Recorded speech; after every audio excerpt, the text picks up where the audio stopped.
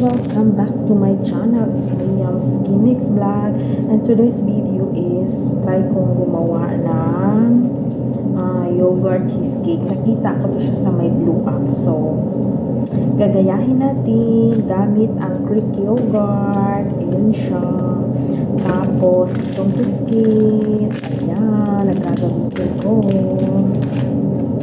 So, ano pang hinihintay natin? Simulan na natin. I-open natin ang yogurt.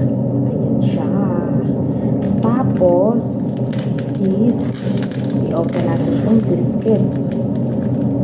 Nakita ko to siya sa blue app ng isang araw. Nagtitrend din to ngayon. Ay, tapos, igaganyan mo lang siya. Itutusok mo lang dito. Itusok-tusok lang.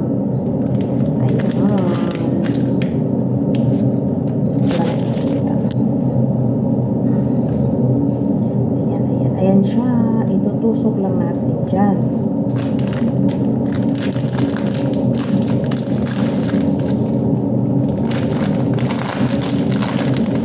Gamitin natin itong biscuit. Ayan.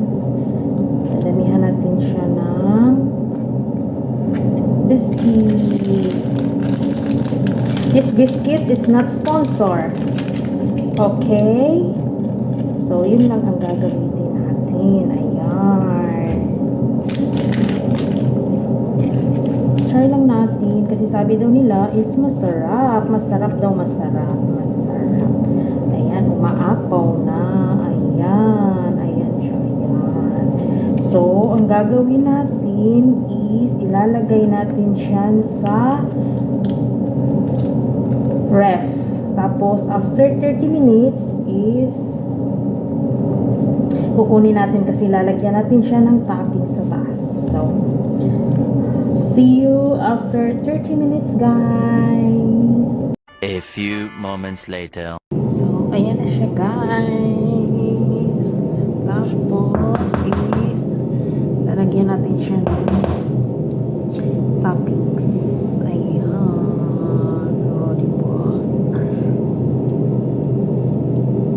Try natin kung masarap. So, ayan na siya.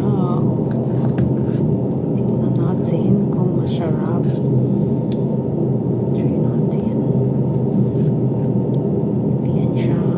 Cheesecake yogurt.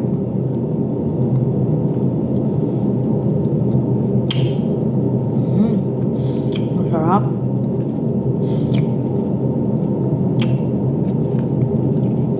Ayan siya, guys.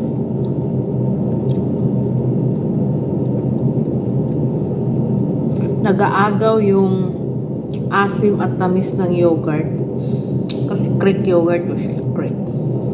Tapos yung Biscoff is matamis na parang coffee. Tapos ito, caramel toppings. Sarap siya.